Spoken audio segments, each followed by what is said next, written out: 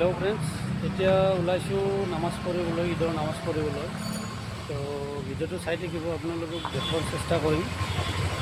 এতিয়া যিহেতু আজি ঈদৰ বতৰ, গতিকে ভিডিঅ'টো অলপ স্পেচিয়েল হ'ব। চাই থাকিব, আপোনালোকক চেষ্টা কৰিম দেখুৱাবলৈ।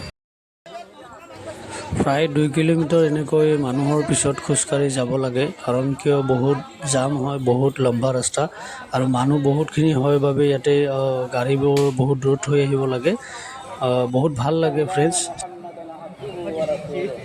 الله أكبر الله أكبر لا إله إلا الله الله أكبر أما بعد فيا أيها الحاضرون اعلموا أن يومكم هذا يوم العيد وعليكم فيه أحكام من الله منها ركعتان ومنها صدقة الفطر الله أكبر لا إله إلا الله الله أكبر ولله الحمد وقال النبي صلى الله عليه وسلم إن